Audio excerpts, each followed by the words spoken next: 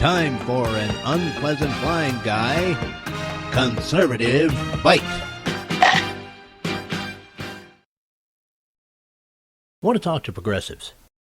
Specifically, I want to talk to those progressives who supported Bernie Sanders and, as of the recording of this program on July the 27th, 2016, have found themselves covered in poo squeezed out by the Democratic National Committee. I hope people who are not progressives will pass this program to those who are.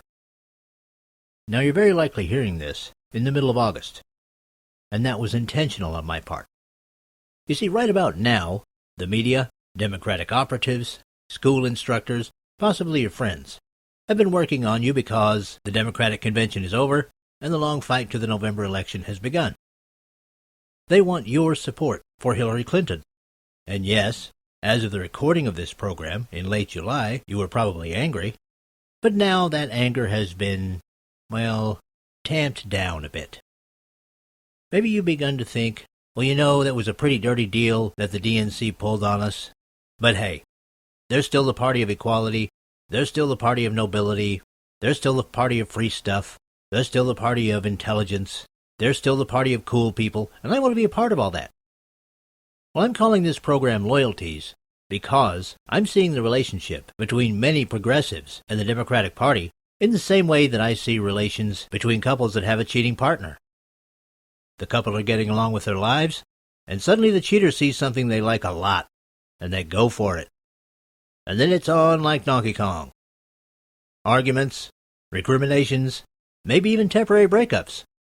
But hey, in the end, you get back together because the one thing that cheater has is they're cool, or they're attractive, or the non-cheating partner thinks that they do something for them that no one else can. But what happens later? The cheater cheats again. Why? Because it's in their nature. So guys, I want you to think about this. You're good people. You want to see the sick healed, you want to see the homeless housed, you want to see the hungry fed, as all of us do. You think the best way to do that is through your cool, intelligent friend, the Democratic Party. But what have they just done to you? You found out that they spent millions of dollars in a farce, making you dedicate your time, energy, and money to a candidate that they knew they were going to see to it would not win the nomination. The fix was in from the start, and I expect some of you feel like you've been used. That feeling would be correct. So what are you going to do about it? For a little while now, you've been told that you've got to support Hillary Clinton, because she's the only one that's going to keep pushing through the free stuff, identity politics, progressive agenda. And you've also been told that you have to support Democratic Party candidates for the same reason. But consider, if the Democratic National Committee purposely went behind your back and made sure the system was rigged in Hillary Clinton's favor, you have to ask, in what other ways might you have been lied to by the Democratic National Committee and Democratic Party leaders? Aside from working in the background against you, what else about them is false? The issue of global warming? The issue of income inequality? The issue of gun control?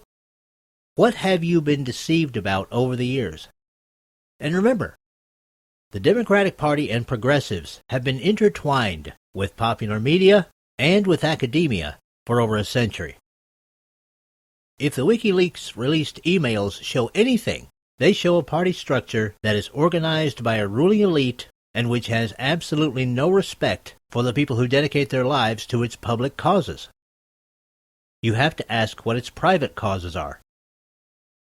Look at some of the most revered progressive heroes of the 20th and 21st centuries. The Roosevelts, the Kennedys, the Clintons, and the Obamas. All rich. Look at their friends in popular media, news channels, and the entertainment industry. All rich. Look at their friends in academia. If not rich, very well off. It's not uncommon for university professors today to make over $100,000 a year.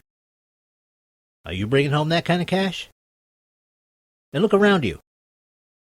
Many large cities run by Democrats, rife with crime and gang-generated violence, politically corrupt to the core. And what do they say every election season? Vote for me. I'll make things better. But do they ever get better? In the past 50 years, have they ever gotten better? Given what you've found out about the Democratic National Committee's feelings about you and about what is important to you, as a good person, if you're honest with yourself, have two choices.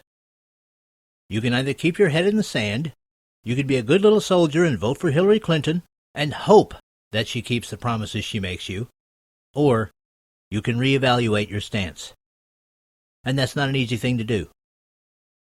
Over the years, though I'm a conservative, some of my positions have evolved on social issues, etc.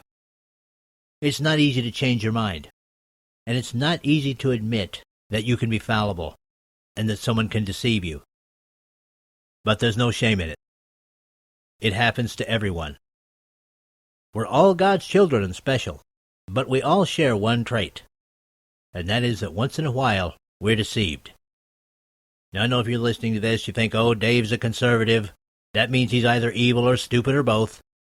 At least that's what I've been told. But weren't you also told by the Democratic National Committee that your primary process was going to be a fair one?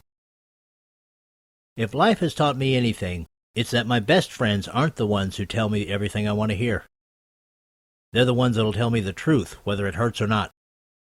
To you, the progressives, I say, don't be cheated on again.